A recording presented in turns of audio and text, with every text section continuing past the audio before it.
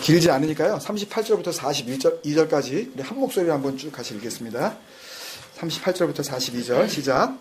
또 눈은 눈으로 이는 이로 갚으라 하였다는 것을 너희가 들었으나 나는 너희에게 이르노니 악한 자를 대적하지 말라. 누구든지 내 오른편 뺨을 치거든 왼편도 돌려대며 또 너를 고발하여 속옷을 가지고자 하는 자에게 겉옷까지도 가지게 하며 또 누구든지 너로 억지로 오리를 가게 하거든 그 사람과 심리를 동행하고 내게 구하는 자에게 주며 내게 꾸고자 하는 자에게 거절하지 말라. 아멘. 같이 사랑하는 마음으로 인사 나누겠습니다. 주님께서 함께 하십니다. 주님께서 함께 하십니다. 사랑합니다.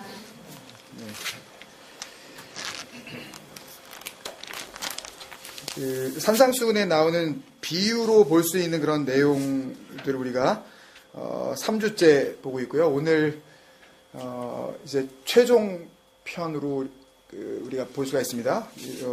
요걸로 이제 일단은 산상수훈에 나오는 비유스러운 그 말씀을 일단은 우리가 지나가고 그리고 이제 또 본격적으로 또 주님께서 설교 가운데에서 하셨던 그 비유의 말씀들을 계속해서 또 이제 진행을 할 텐데요. 지난주까지 이제 그 소위 그 속옷 겉옷 비유 그 말씀을 같이 나눴습니다. 우리가 같이 나눴던 것처럼 이제 속옷을 달라고 하는 그런 그 재판이 걸렸을 때에 속옷도 주고 입고 있는 겉옷도 다 줘서 그냥 다 벗어버려라 라는 그런 말씀이 아니라는 거 이제 우리가 같이 나눴었어요. 그러니까 이렇게 생각하시면 되죠. 그러니까 지금까지 크게 나누면은 이제 그 두 가지 측면에서 우리가 이렇게 생각을 못 했는데요. 그러니까 이런 말씀을 우리가 읽으면서도 과연 정말 이런 말씀일까? 라고 의문을 품어볼 수 없었던 이유 중에 하나는, 보편화된 그냥 이게 그 커먼 센스이기 때문에요. 그냥 예수 믿는 사람은 좀 어때야 된다. 이렇게 잘 도와주고, 뭐 이렇게 뭐 구제하고, 그런 쪽으로 오해를 한단 말이죠. 그러니까 구제, 그러면 우리는 어떻게 생각해요?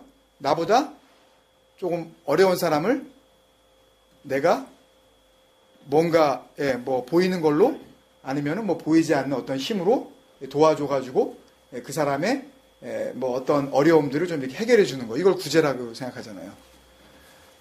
근데 그런 식으로 만약에 말씀을 우리가 이해하기 시작을 하면 그러면 결국은 그런 거 많이 해야 뭐 이유가 어떻게 되든 간에 그냥 뭐 땀만 품지 말고 그냥 예수님의 이름으로 우리가 그냥 그런 일 많이 해야 그럼 천국 간다. 이렇게 우리가 생각했잖아요. 그죠? 보편적인 어떤 상식선에서. 그리고 이제 두 번째는 가르치는 분이 또 그걸 우리에게 요구했어요. 그래서 이렇게 해야 된다. 그래서 또 외부에서도 어떻게 바라보냐 하면 교회가 뭐 하냐. 좋은 일 좀 하지. 그런 거에 이제 흔들렸다고요. 교회도. 그러니까 착한 일을 뭘 많이 하고 뭘 이렇게 뭐 나눠주고 뭐 불쌍한 사람 이렇게 하고 그러면 주님께서 기뻐하시는 줄 알고. 그러면 내가 이렇게 주면서 왠지 약간 이렇게 내 뒷머리가 좀 뭔가 좀 느낌이 오죠. 아, 주님께서 나를 바라보고 계시는구나. 내가 이렇게 착한 일을 하니 내 모습이 지금 생명책에 딱 찍히고 있겠지. 그런 생각을 한 번도 안 해보셨죠? 안 해보셨어요? 재미없게. 네. 그럴 수 있다는 얘기예요. 그래서 이제 그런 식으로 하나님의 말씀을, 하나님의 수준을 어떻게 생각하는 거예요, 우리가? 하나님의 수준을 우리 수준으로 생각하는 거예요. 하나님의 나라를 어느 정도 수준으로. 이 땅에서 우리가 생각하는 그냥 착함 정도의 수준으로 우리가 생각하고 만다고요. 가당치도 않은 건데. 그래 놓고서 우리는 그거 꽤나 수준 높은 생각을 했다고 그렇게 생각을 하면서 그런 생각을 하지 못하고 있는 사람을 또 어떻게 해요? 정죄하죠. 저렇게 착한 일을 안 하고 저거 못돼가지고 저것들 저거 자기 생각만 해가지고 저거 절대 너한테 안 나눠주고 그러면서 또 그 안에서 율법적인 판단을 하고 있잖아요. 그러면은 도대체 그게 뭐예요? 착한 일은 자기가 열심히 해놓고 그렇지 않은 사람 또 이렇게 하고 그게 진심이었다면 그렇다면 그런 컨뎀네이션도 하지 말아야 되잖아요. 예? 그게 진심이었다면 자기가 주님 바라보고 그냥 한 거면 다른 사람이 하든 말든 그거 가지고 왜 안 해? 많이 안 해? 이렇게 할 필요가 없는 거 아니에요. 그러니까 결국 이게 다 뭐냐 하면 하나님을 우습게 봐서 그런 거예요. 하나님의 나라의 수준을 우리의 평가로 자꾸만 그거 갖다가 저울질하는 거예요. 상상할 수도 없다니까요. 상상하시면 안 돼요. 그리고 무슨 말씀인지 아시겠어요? 그걸 죄라 그래요. 하나님은요. 생각할 것 이상의 생각을 품는 그거를 하나님께서 교만으로 보신다니까요. 근데 왜 자꾸 하나님 나라를 갖다 내 기준으로 자꾸만 하나님 나라 이럴 거야. 길은 뭘로 깔렸고 길은 쫙 아스팔트 이런 거는 잽도 안 되고 거기 딱 가면 일단 길이 뭐예요? 황금 문이 있는데 문이 뭐야? 진주 이런 식으로만 생각하잖아요. 변기가 있는데 변기는 무슨 수정 이런 쪽으로만 우리가 생각하잖아요. 잘해봤자 그 정도 수준이라고요. 우리가 생각할 수 있는 최고 수준. 그래서 이게 하나님 나라야. 그럼 뭐까지 이제 평가를 해요? 내가 이렇게 열심히 하면 내 집은 맨션이고 쟤네 집은 거적대기 깔고서 천국 문 앞에서 있겠지. 나는 하나님하고 굉장히 가까운 데 있고 헤벨인데 너 없음을 있음만 되게 해주셔도 그게 다인데 그걸 가지고 또 제일 하나님을 부끄럽게 믿다가는 사람은 간신히 빨개 벗고 하늘나라 들어가고 꽤나 하고서 뭘 잘하고 어디 가가지고 막 죽을 때까지 막 하고서 그 사람한테 이렇게 탁 해서 이렇게 순교하고 그러면 그 사람은 황금집에 있을 거고 그 사람은 금면류관 주고 나는 개털모자 주고 이런 식으로 우리가 생각한다고요. 안 그래요? 그게 있다니까요. 교회 안에요. 그게 강력한 그런 교리를 밀어붙이는 게 천주교예요. 그걸 오해하고 하나님의 수준을 갖다가 인간의 최고의 선이라는 그 수준으로 상상을 하고 만들어낸 교리가 적선이에요. 선을 많이 쌓으면 그래서 천주교에 가면 구제 사업을 많이 하는 거예요. 그렇게 많이 해야 그래야 하늘나라에 계속 그렇게 또 내가 넘치도록 많이 하면 이쪽 나쁜 데가 있는 사람을 또 내가 이쪽으로 옮길 수도 있다. 그런 교리가 실제로 있다니까요. 그래서 그러니까 우리가요 생각을 잘하지 못하고 말씀을 아무리 많이 읽어도 헛거예요. 백날 말씀을 보면 뭐 할 거예요? 이거 골백 번을 읽으면 뭐 할 거냐고요. 그런 식으로요. 자기 아성만 쌓고 자기식으로 모든 걸 갖다가 딱 이렇게 다 정리를 해놓고 거기에 비추어서 조금이라도 마음에 안 드는 저거는 악, 저거는 선, 이거는 하나님 앞에 충성, 저거는 불충 이러면서 다 그걸로 그 기준으로 삼아놓고서 자기가 하나님이 돼가지고 교회 앞에 혹은 사람들 앞에 큰 교회를 이루면서 자기가 거기서 기준이 돼가지고 여기서 떨어져 나가는 사람들은 그냥 바로 그거는 하나님이 버린 인간들. 그래서 내가 생각하는 기준에 딱 맞으면 이 사람은 참 충성된 일꾼. 이런 일들이 교회 안에서 자행되고 있는 거 아니에요. 그 일을 우리가 평생 겪었잖아요. 교회에서요. 지긋지긋하게. 무언 자유가 있어요. 교회를 다니면. 무언 자유.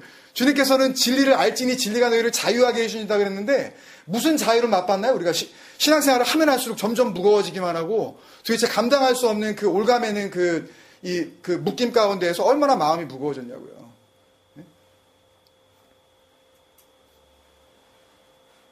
그래서 말씀을 우리가 받을 때 그리고 말씀 앞으로 나아갈 때예요.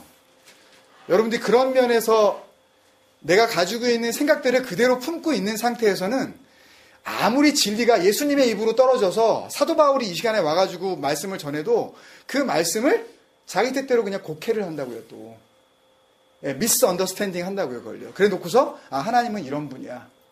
그리고 그 잘못된 걸 붙잡고 또 나가서 그렇게 죽으라고 사는 거예요. 그리고 거기에 대해서 내가 생각했었던 결과가 안 나타나면 그거 가지고 하나님한테 이럴 수 있냐고 마음속으로 그런 마음이 든다는 얘기죠.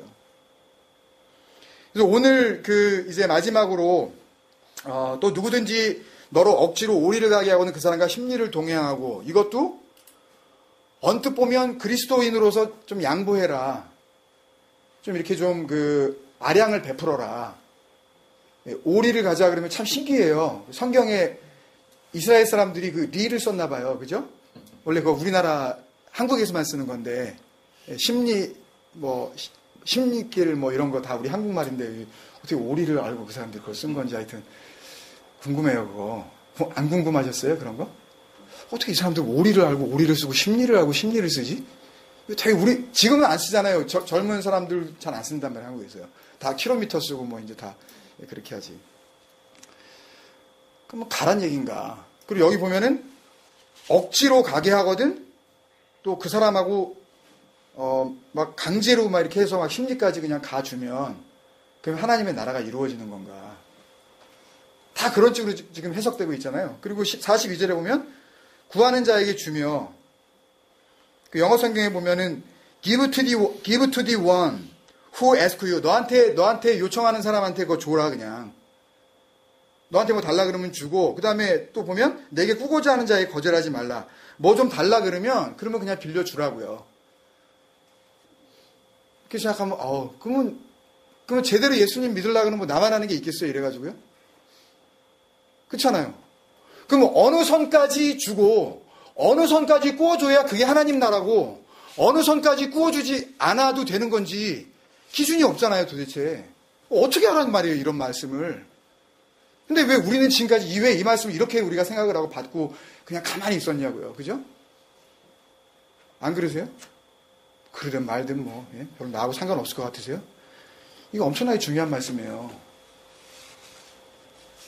주님께서 처음 이제 생애를 시작하시면서 이 말씀들을 쭉 이렇게 하셨다면 얼마나 마음에 담고 계셨겠어요, 이 말씀을 하시려고요. 하여튼 알아듣든 못 알아듣든 하늘나라에 대한 비밀을 막 지금 쏟아내고 계시는 거예요, 지금요. 궁금하지 않으세요? 정말 저는 자다가도 눈이 막 떠질 것 같아요. 밤잠 못 이룰 것 같아요. 오늘 말씀은 굉장히 오랜 기간 동안 제가 묵상하고 제가 주님께 계속 질문하였었던 거예요. 도대체 이게 뭐예요, 주님? 오리를 가자 그러면 심리를 가요? 책을 찾아봐도 무슨 답이 안 나와요, 이게요.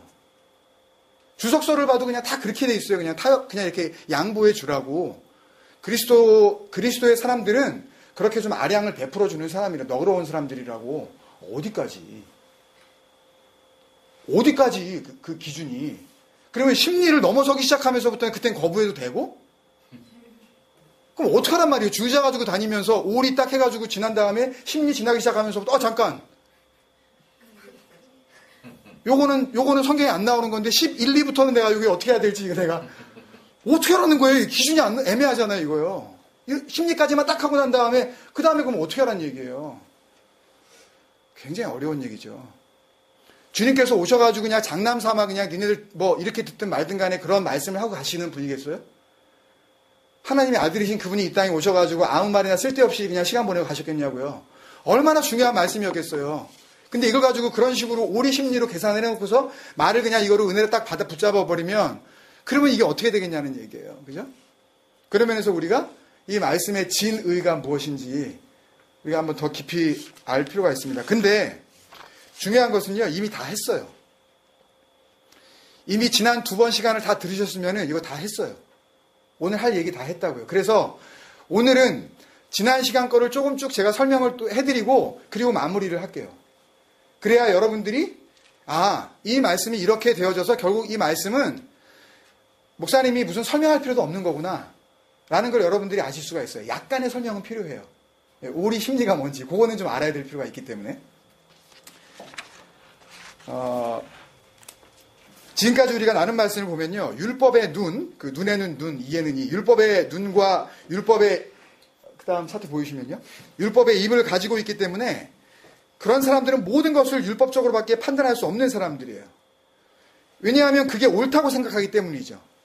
그러니까 율법적으로 뭘 하자, 뭘 하지 말자 하는 쪽으로 생각하는 게 옳다고 생각하기 때문에 거기에 올인하는 거예요. 완전히 거기에 목숨을 거는 거라고요. 그러니까 아예 이런 쪽에 있는 사람들은 그런 식의 신앙생활이 잘못됐을 거라는 생각 자체를 안 해요.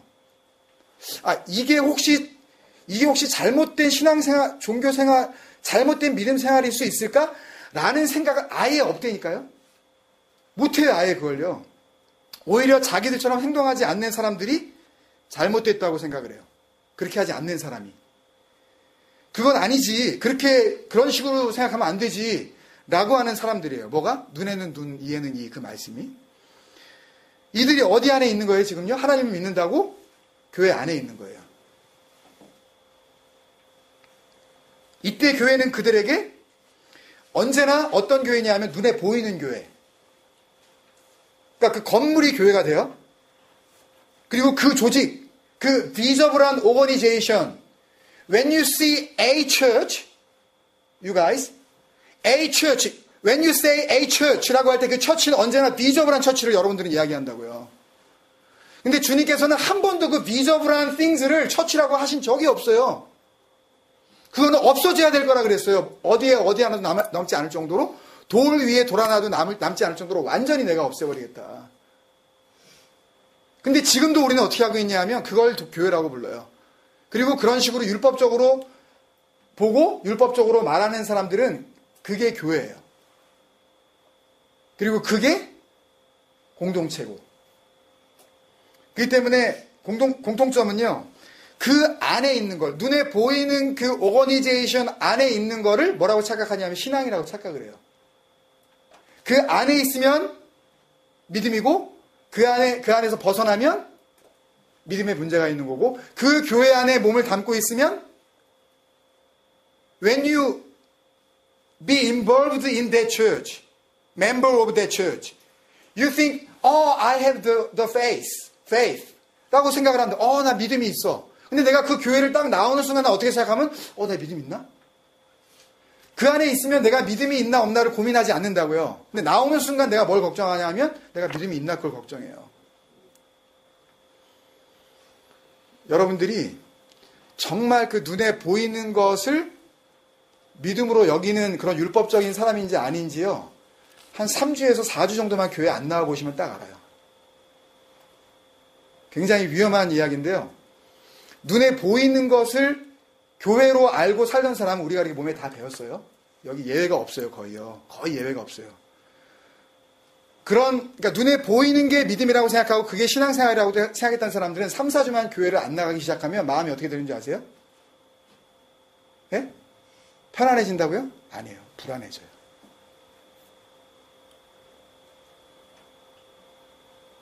왜? 그 눈에 보이는 게 내 눈앞에 지금 없기 때문에. 내가 지금 율법적인 신앙을 내가 진짜 믿음이라고 지금 붙잡고 있는 사람인지 아닌지 한 3, 4주만 여러분들이 교회 안 나와보셔요. 다 안 나올라 이러다. 진짜인지 아닌지 한번 테스트 하려고. 왜 안 나왔냐 그러면 목사님이 저기 한번 해보라 그래가지고 하실래면 하시고. 그런 성공을 위한 그런 그 시험은 정말 얼마든지 우리에게 필요해요. 정말 그게 맞는 건지 알고 싶다면요. 여러분 한번 정말 주님 앞에 마음을 내놓고 한번 해보세요. 내가 정말 진짜인지 가짜인지 한번 내가 정말 주님 앞에서 내가 이번에 더 이상 내가 이런 식으로 내가 형식적인 믿음 생활을 하고 싶지 않다. 이게 뭐냐 도대체. 내가 무슨 뭐 어디 커뮤니티나 무슨 뭐 소사이어티 뭐 소셜 뭐 미팅 나가는 것도 아니고 나는 왜 교회에 갔다 그 순간만 내가 좀 뭔가 좀 받는 듯하고 내가 집으로 돌아오는 순간 그 다음부터 평안이고 뭐고 왜 다 깨지고 나 마음이 왜 이렇게 불안할까. 빨리 목사님 만나고 싶고 빨리 목사님 설교 빨리 한번 더 듣고 싶고 설교 안 들으면 막 그냥 뭐 안달이 나고 그게 여러분들 뭐 은혜가 갈망돼서 그런 줄 아세요? 물론 그런 분도 있어요. 정말 그런 분도 있는데 대다수의 지금 21세기에 이 교회라는 곳 안에서 대량 생산된 이 율법주의적인 이 크리스천들은요 전부 다 자기의 그냥 인간적인 이 불안함을 달래기 위해서 자꾸만 그 들이미는 거예요. 갔다가 클릭해보고 보고 또 듣고 네? 그게 뭔지도 모르면서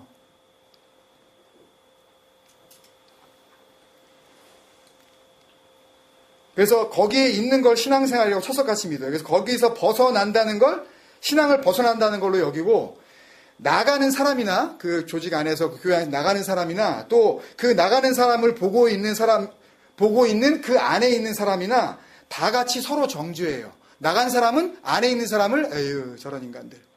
또 나가 있는 사람을 그 나가지 않은 사람들은 에휴 교회 나간 인간들. 무슨 말씀인지 아시겠어요? 교회나 옮기는 인간들. 또 저 사람들은 저런 교회 다니는 인간들. 그리고 또 자기가 그렇게 한 거에 대한 자기 방어를 한다고요. 자꾸 자기 변명을 대요. 내가 왜 그랬냐 하면. 그게 다 우리의 모습 아니에요? 저를 포함해서. 뭐 저는 아니고 여러분들은 기다 그런 게 아니에요. 제가 그런 모습이에요. 그렇게 그런 율법적인 기준을 가지고 하나님을 믿는 사람들이 나도 그 사람들 눈엔 나도 그런 사람인 줄 알고 내가 입고 있는 그 율법의 옷, 내가 입고 있는 옷, 이게 사실은 누가 입고 있는 거예요? 자기도 입고 있는 옷이잖아요. 내가 입고 있는 옷, 실은 자기도 입고 있는 옷이면서 그것을 보여달라 그래요. 너 뭐 입었니? 같은 것을 입고 있나? 아니면 그렇지 않은가를 보고 뭐 하려고? 판단하려고. 그 같은 옷을 입고 있었을 때, 너 같은 옷을 입고 있네? 하는 거는 정죄가 아닌 게 아니라 그것도 일종의 정죄예요. 무슨 말씀인지 아세요? 너 나쁜 짓 했어! 너 아니야! 라고 하는 것만 컨뎀네이션이 아니라, 너 나랑 똑같은 옷 입고 있네? 라고 하는 것도 그게 정죄라고요. 자기 기준으로 봤을 때는 너는 맞는다는 거예요. 그게 정죄예요. 죄가 있느냐 없느냐, 죄를 정했느냐 안 정했느냐, 그 문제예요. 만약에 그 옷하고 다른 옷을 입고 있으면 어떻게 하려고? 너 잘못된 옷 입고 있네? 이 얘기를 하려고. 율법이 하는 일이 그거잖아요. 그거 판가름하는 거. 했어 안 했어?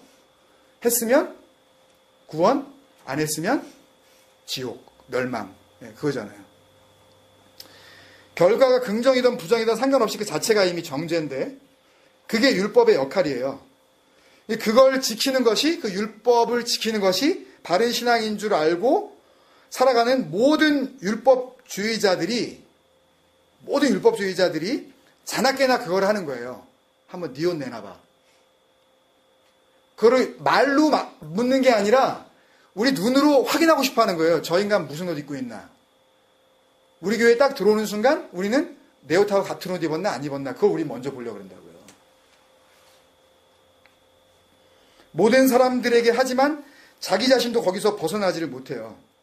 그것을 성경이 뭐라 그러냐 하면 죄의 종노릇하고 있다 그렇게 이야기하는 거예요. 죄의 종노릇이 무슨 나쁜 짓하고 훔치고 무슨 그거는 당연히 죄고요. 그거 죄 아니라 그러는 거 아니에요. 그거는 당연히 죄고요. 성경에서 이야기하는 죄의 수준은 그걸로 끝나는 게 아니라 그거 가지고 자기가 지금 너 구원, 너 지옥, 너 했어, 너 긍정, 너 안 했어, 너 아니고 이거 하는 거. 그걸 사망의 포로된 자라 그러는 거예요.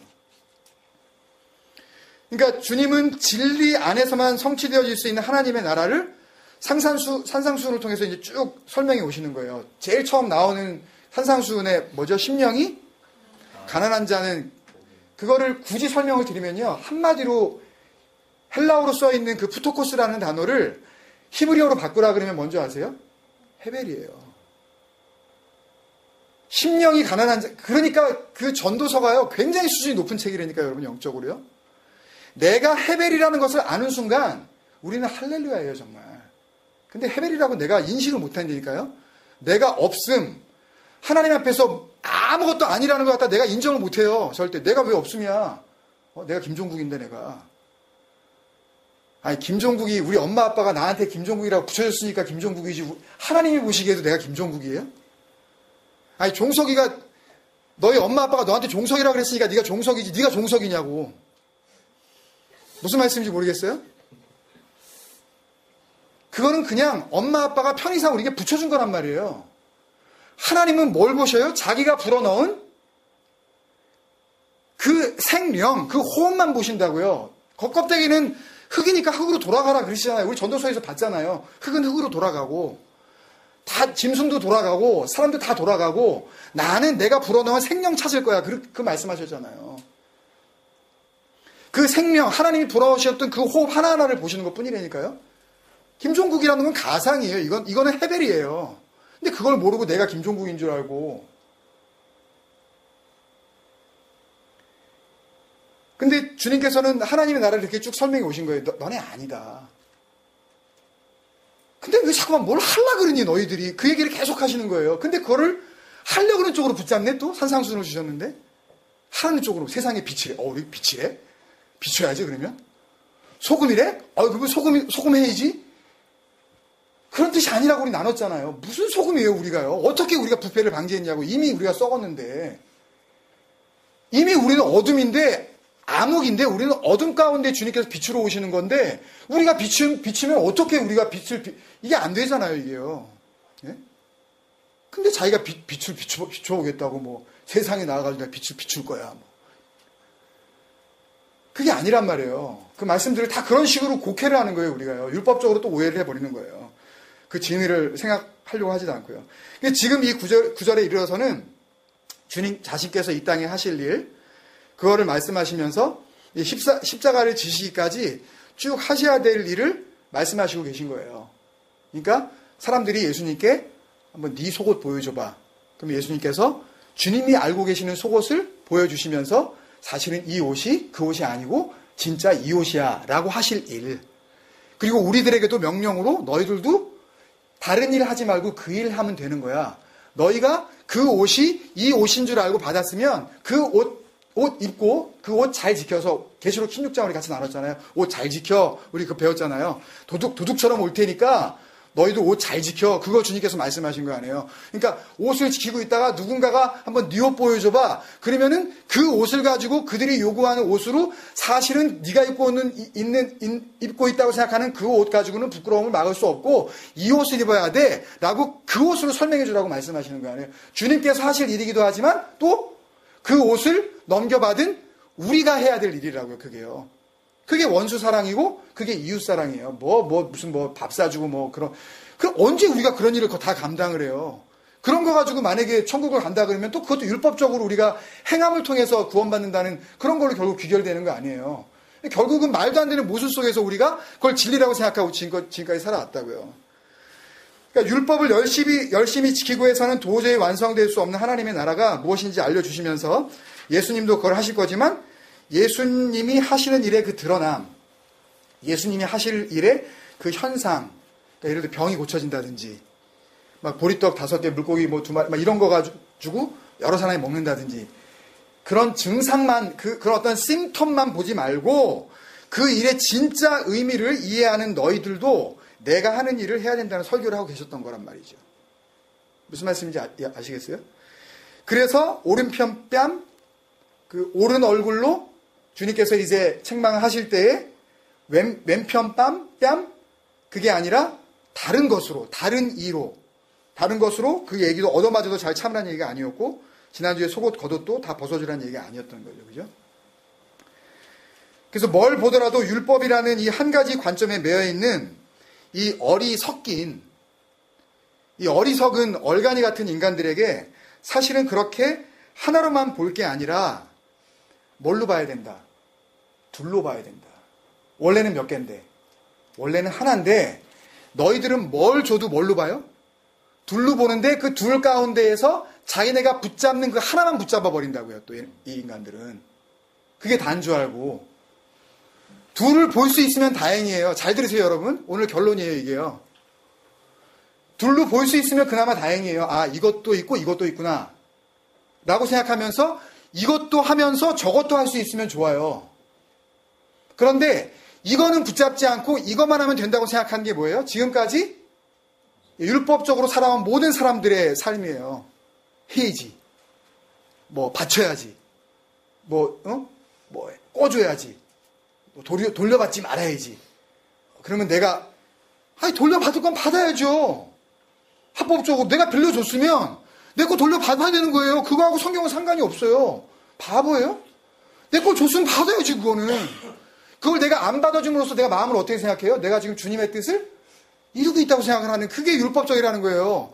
너 왜 자꾸만 뭘 하려고 그래? 네가 왜 뭔가 착한 일을 할 수 있다고 생각을 하는 거야? 그게 아니라니까요, 여러분.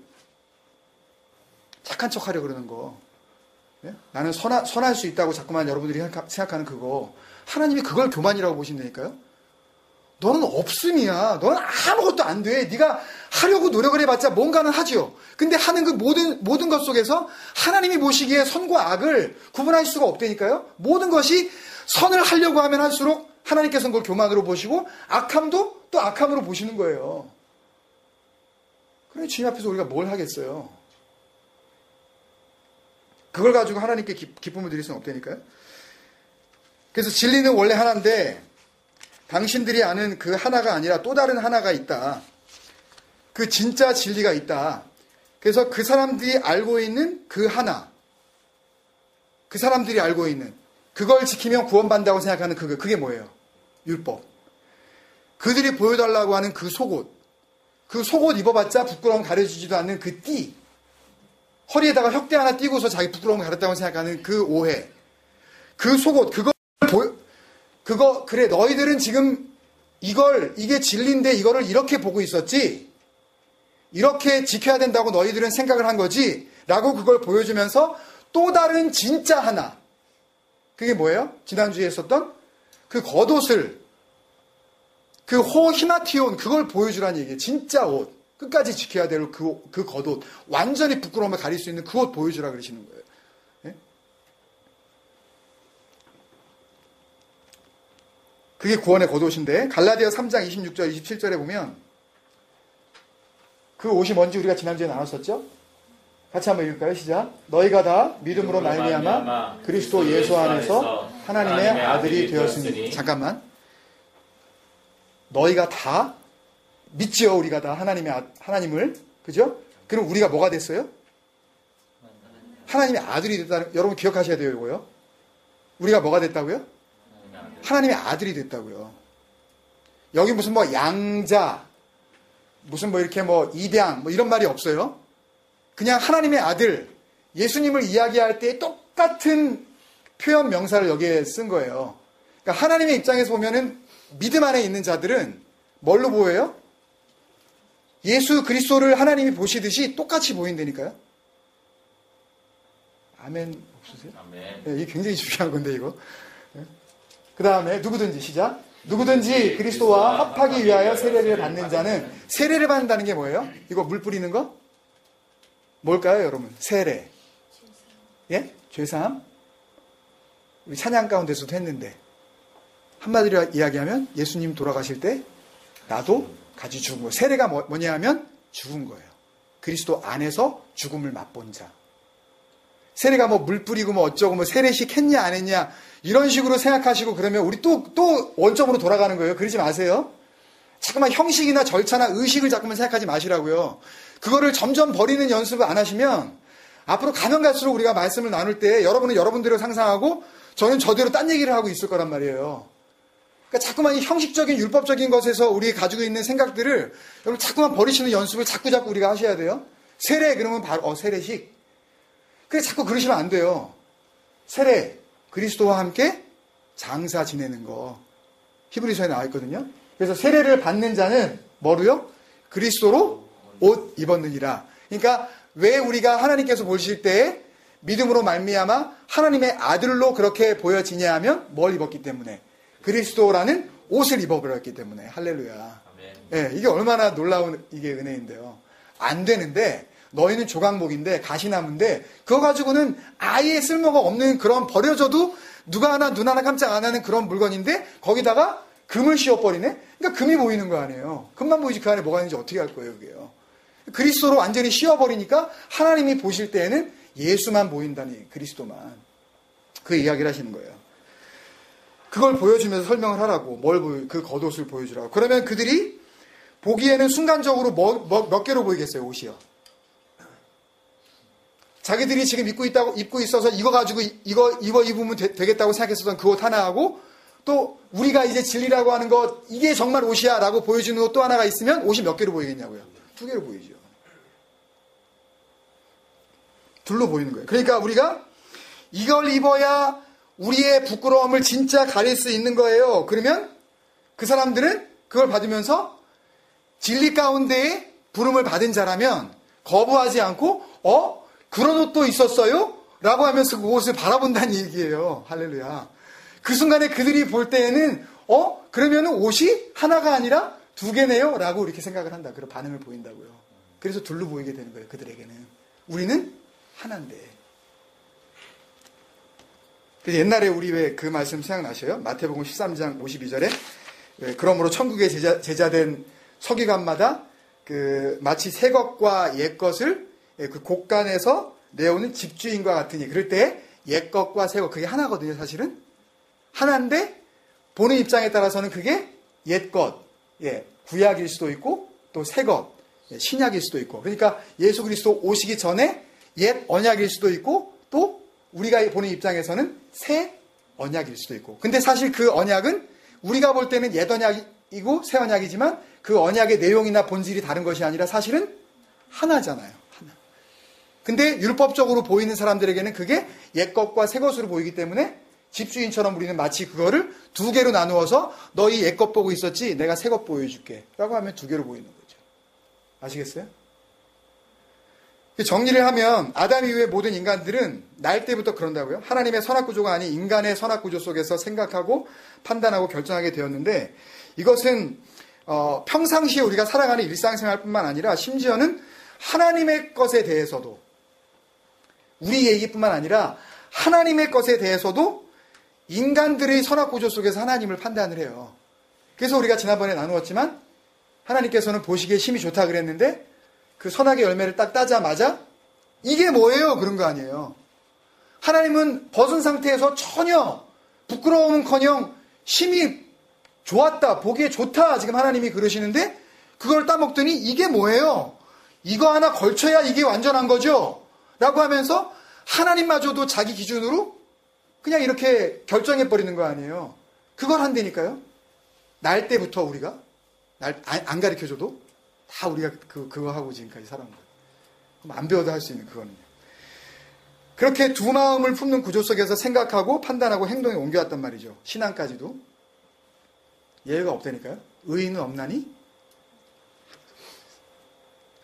나는 조금 아닌데 라고 그렇게 생각하지 마세요. 그러면 진짜 버림받아요. 솔직하게 고백해야 돼요. 맞습니다, 주님. 이 이야기가 지금 내 얘기네요. 그거를 여러분들이 깨닫지 못하면요, 헤벨로부터 시작되어지는 헤벨이어야만 받을 수 있는 헤세드의 은혜는 영영 받을 길이 없어요.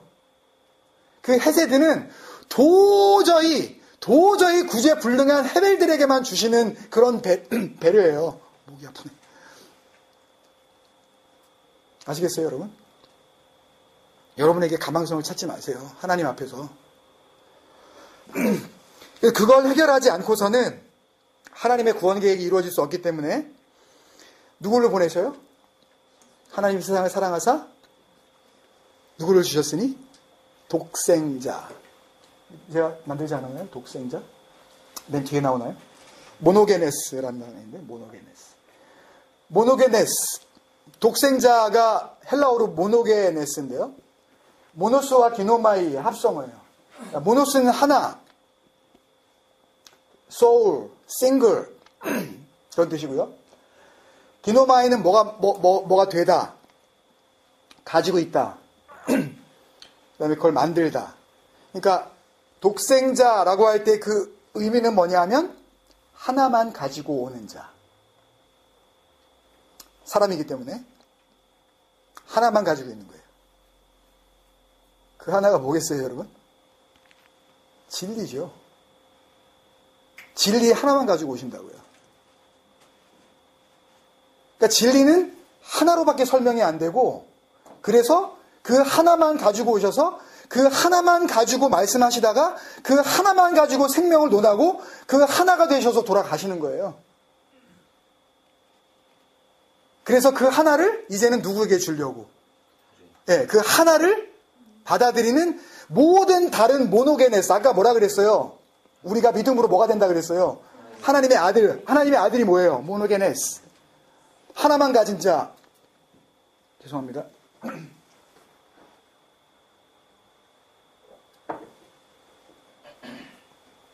그러니까 우리가 모노게네스 되지 않으면 그거는 하나님의 아들도 아니고 믿음도 아니고 아무것도 아니라니까요. 율법적으로 뭔가 계속 하려고 하는 사람들은 자기 착각에는 나는 하나님의 아들이야 라고 생각할 수 있을지 모르지만 웃기는 소리예요. 진리로 하나님께서 주시는 모든 말씀이 하나로, 성령도 하나요, 세례도 하나요, 몸도 하나요, 하나님도 하나요, 지체도 하나요. 이 모노스 이 하나라는 걸 알지 못하면 언제나 성령은 성령대로, 세례는 세례대로, 말씀은 말씀대로, 교회는 교회대로, 지체는 지체대로 이걸 따로 갖고 논다니까요. 이게 하나라는 걸 알지 못하고. 무슨 말씀인지 좀 오세요, 여러분? 그게 한 가지인데 하나만 가지고 있는데 독생자를 보내주셔서 두 가지를 가지고 있는 거를 청산하시려는 거죠. 두 개 아니다. 두 마음 아니다. 두 마음 가지고는 안 된다. 이게 말씀이 육신이 된 거예요. 그게 십자가고 그게 부활의 첫 열매예요. 그 첫 열매라는 게 이게 주님은 first one 되고 그 다음에 죽는 사람, 그 다음에 두 번째 죽는 사람, 또 두 번째 살고 세 번째 죽는 사람, 그런 의미에서 어떤 이 서열을 이야기하는 게 아니라 주님께서 죽은 가운데에서 내가 이게 부활이야, 하나로 이렇게 살아나는 거야 라고 하시면서 그 생명이 무엇인지 보여주시는 그걸 통해서 다른 모든 예수 그리스도를 믿는 자들에게 똑같이 다 어떻게 되는 거예요? 다 처음 열매예요. 다 처음 열매예요. 그 다음에 무슨 말씀인지 아시겠어요? 이걸 뭘 우리가 행사로 이걸 할 수가 있는 거냐고요. 이건요. 그게 아니에요. 이건요.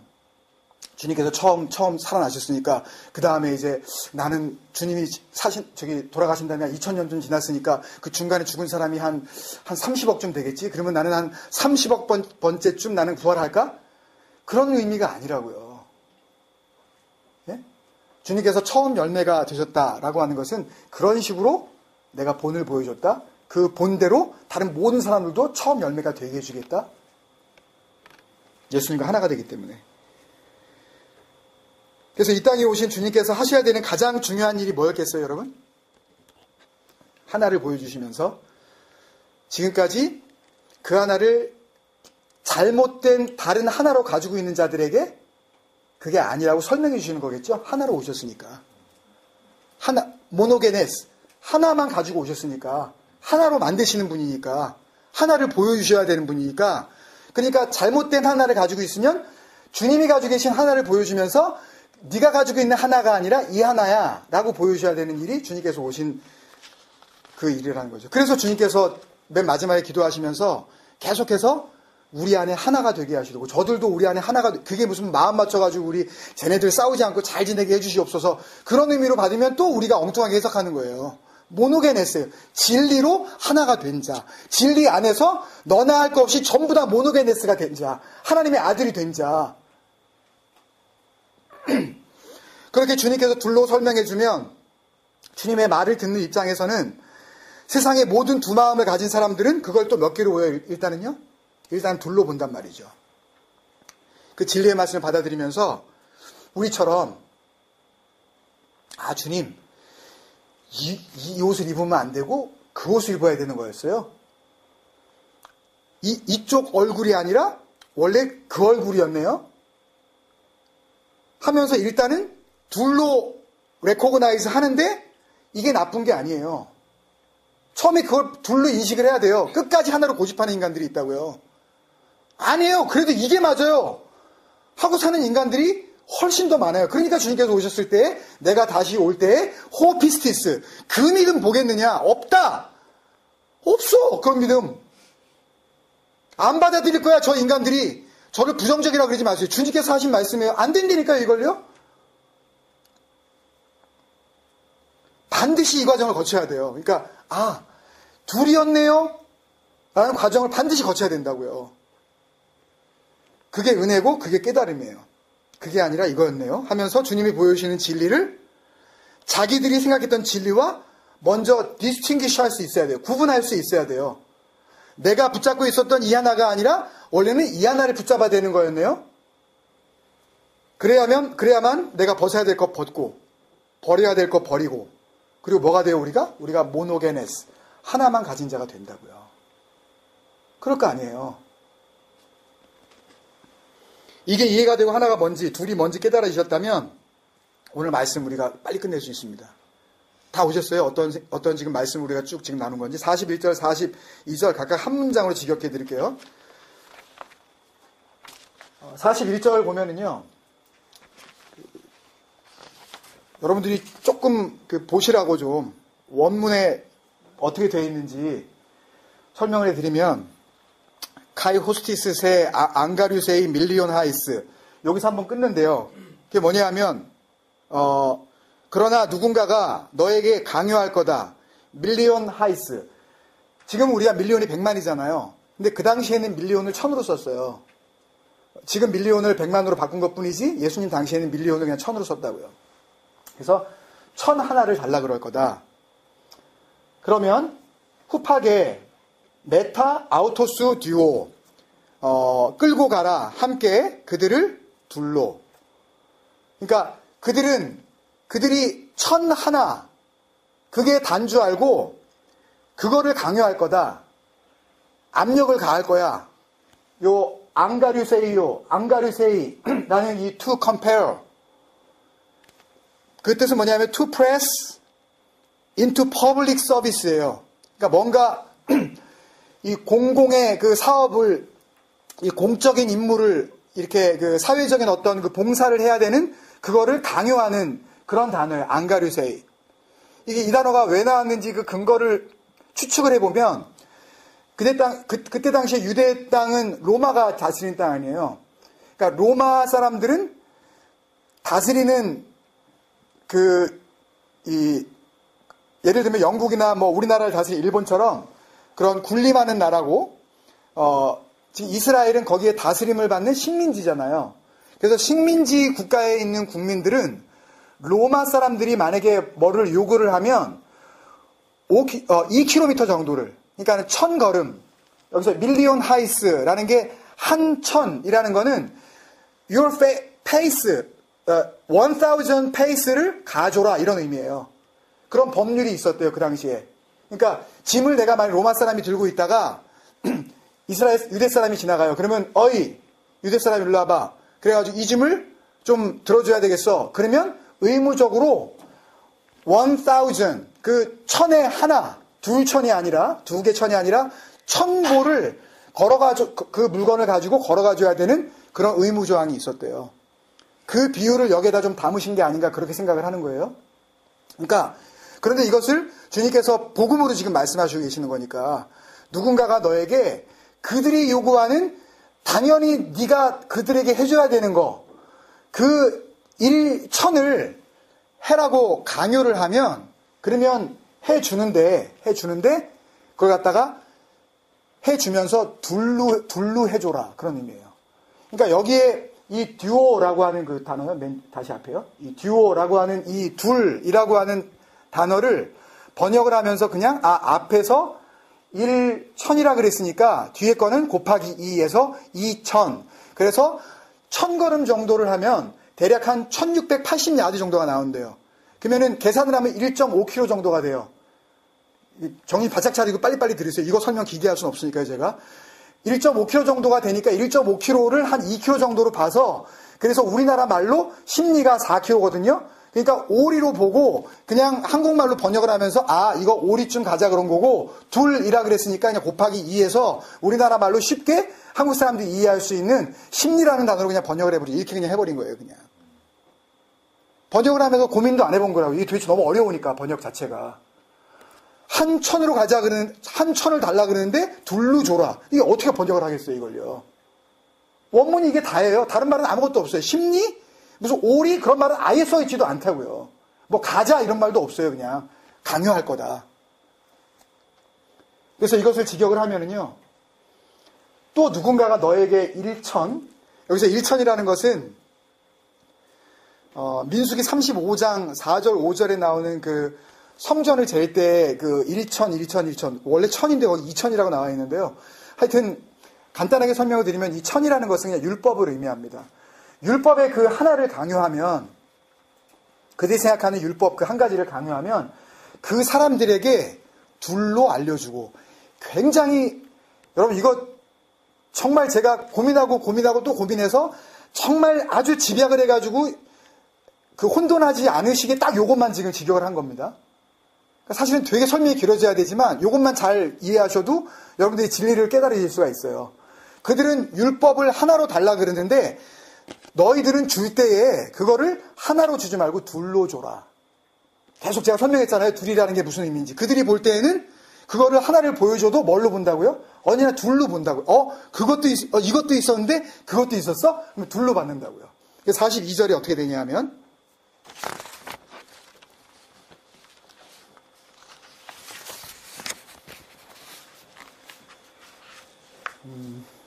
먼저 앞에 부분 호 아이툰티세 도스 카이 톤 델론타 아포수 나니사스다이라는 단어 모르셔도 이건 다 기록하지 않으셔도 돼요.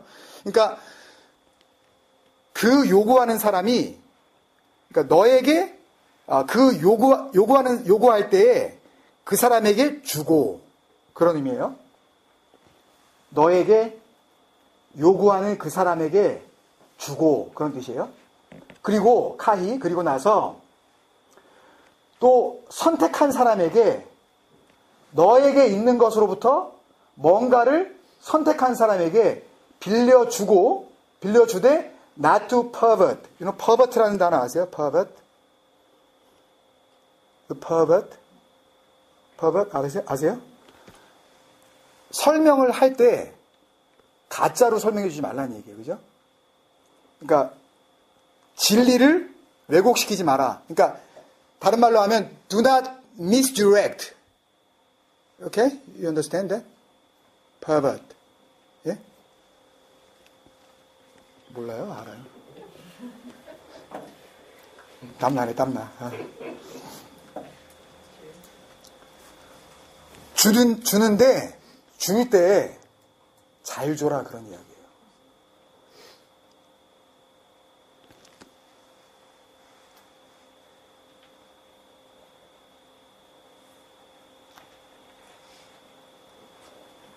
그 42절을 직역하면 이렇습니다, 여러분.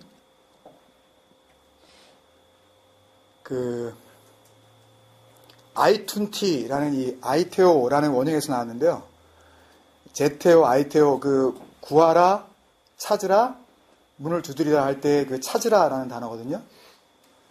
근데 다 끝났으니까 여러분 힘 좀 내세요. 예? 다 끝났으니까 힘 좀 내세요. 이 아이테오, 제테오 할 때 구하라, 찾으라 이거는요. 당연한 걸, 그러니까 받아갈 걸 받아가라는 거예요. 권리가 있다는 거예요. 그러니까 주려고 내가 준비하고 있으니까 하나님께서 좋은 것을 주시겠다 그랬잖아요. 그러면 그 좋은 걸 준비하고 계시다는 얘기 아니에요. 하나님은요. 너무 어려우세요, 여러분? 예? 이해가 안 되세요?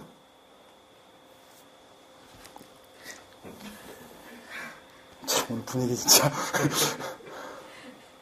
뭔지 모르겠어요?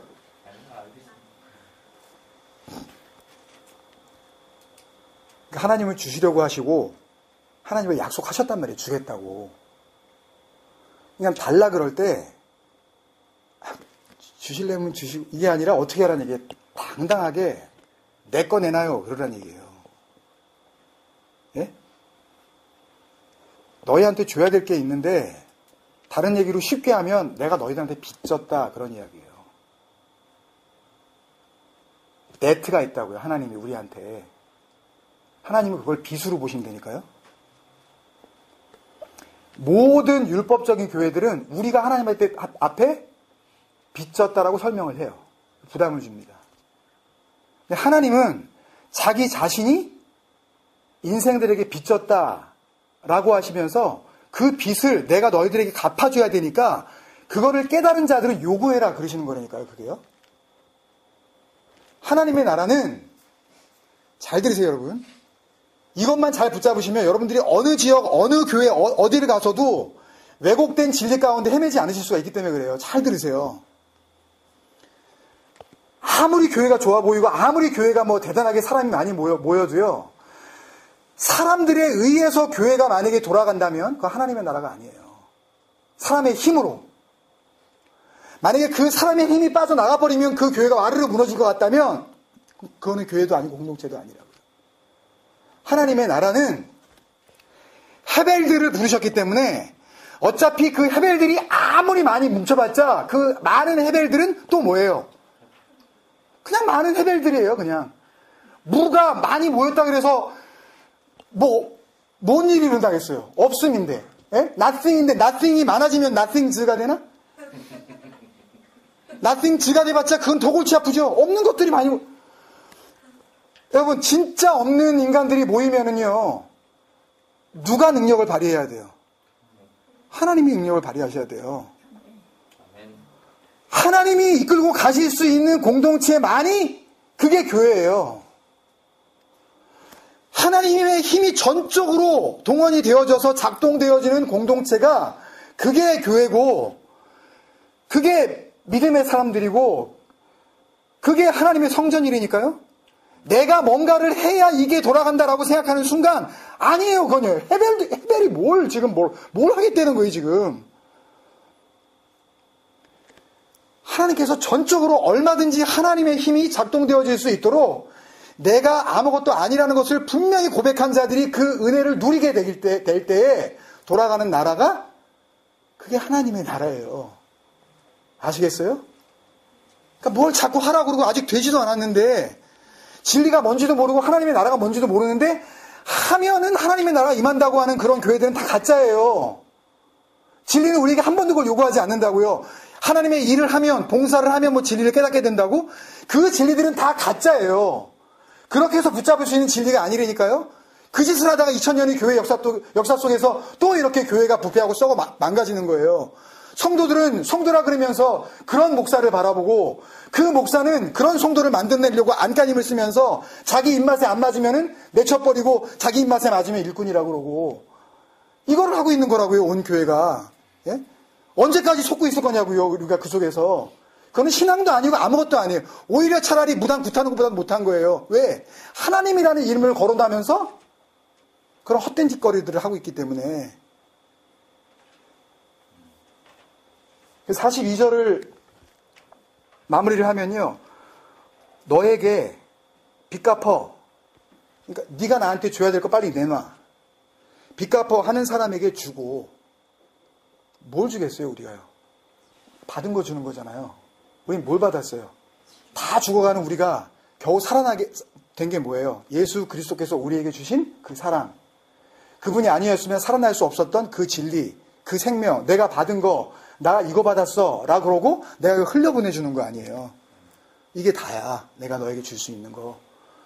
그러니까 사도행전에 2장 3장에서 나오는 그 내가 가진 것은 은과 금은 없어도 내가 나사렛 예수의 이름으로, 그거를 그런 식으로 해석을 해야죠. 무슨 뭐 안진배가 일어났냐 안 일어났냐, 무슨 병을 고쳤냐 안 고쳤냐, 이런 식으로 생각하기 시작하면 또 복음을 왜곡하는 거예요. 우리는요. 다 여기서 해결이 되게 돼 있어요, 여러분. 그래서 너에게 빚 갚어 하는 사람에게는 주고, 여러분 그거 기억나시나요? 로마서 13장 8절에 피차 뭐 외에는 지지 말라? 사랑의 빚 이외에는 지지 말라. 그 사랑의 빚이 뭐겠어요? 그게 성령이에요. 그게 진리예요. 내가 예수님께서 받은 그 사랑의 빚, 아가토스의 빚, 최고의 선을 통해서 주신 그 사랑. 우리 사랑은 사랑이 아니라 그랬잖아요. 예?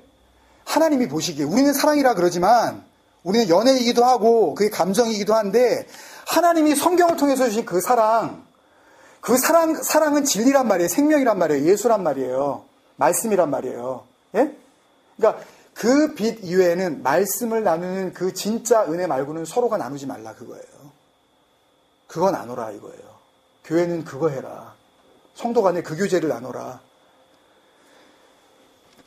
그러면은 사랑하는 자는 율법을 다 이루었느니라 그러시잖아요. 율법을 다 이루었느니라. 그러니까 그게 예수께서 진리로 오셨고 진리를 우리에게 넘겨주시기 위해서 본인은 눈에 보여지는 것을 하나님께서 또 삭제해버리시려고. 예수님께서 눈에 보였잖아요. 눈에 보이는 걸 믿으면 안 되니까. 그러니까 당연히 예수님이 십자가에 못 박혀서 돌아가시든 어떻게 해서든 없어졌어야 돼요. 아벨이란 말이에요. 그러니까 그걸 없애버리셔야, 그래야 우리에게 진리로 오실 수 있으니까, 진리의 영으로. 눈에 보이는 게 여전히 살아남아 있으면 그걸 붙잡으면 우린 또 그걸 붙잡으려고 그러니까, 보이는 걸. 그러니까 하나님께서 그걸 보여주고 없애버리시는 거예요. 한 번 또 보여주시는 거예요. 성전 지어가지고 이게 아니라고 말씀하시고 예수라는 성전 보여주시고 그것도 없애버리시면서 진짜 성전 너희에게 줄게. 그러면서 진리의 영으로 우리 안에 들어오셔서 예수가 누구인지 그리스도로 보내주시는 게, 그게 진짜 성전이란 말이에요. 그래서 내가 받은 그 빚을 주고, 그 다음에 내놔. 우리 것 중에서 달라고 해야 될 거는 하나밖에 없다고요. 우리가 받은 그거를 내놔 하는 사람에게만, 그게 뭔지 모르는 사람한테는 줄 필요도 없는 거고, 진리가 뭔지 목사님 진리 좀 한번 얘기해 주세요. 목사님 딴 거 필요 없고 생명이 뭐예요? 내가 정말 그거 알아야겠어요 라고 하는 자들이 만약에 우리에게 다가오면 그거 내놔. 그러면 그 성령, 내가 받은 생명, 그 진리, 그 말씀 그거 주려는 거예요. 근데 넘겨주되 어떻게 하라고요? 받은 대로 넘겨줘. Do not communicate, misdirect. 다른 걸로 바꿔서 주지 마. 받은 대로만 그대로 넘겨줘. 그래서 요한복음 3장 16절에 보면 하나님이 세상을 이처럼 사랑하사 독생자를 주셨으니 모노게네스를 주셨으니 이는 저를 믿는 자마다 하나를 가지고 오신 분이 오셨네요? 라고 그거를 바라보면서 내가 그걸 믿으면 내가 곧 뭐가 되어져요? 내가 모노게네스가 된다고요. 또 하나를 붙잡은 자가 되니까. 그래서 그러면 어떻게 돼요? 멸망치 않고 진짜 악한 자는 악한 심판의 부활로 요한복음 5장 29절에 선한 사람은 그러니까 착한 일을 많이 했으면 뭐 잘해준다 그런 게 아니라 선한 자는 생명의 부활로 악한 자는 심판의 부활로 다시 나오리라 라고 하신 주님의 그 마지막 때의 말씀이 바로 이 말씀이에요. 멸망. 악한 그 심판의 부활을 멸망으로 주고 그 다음에 영생을 얻으리라. 생명의 부활로 너희에게 갚아주리라 라는 그런 말씀입니다.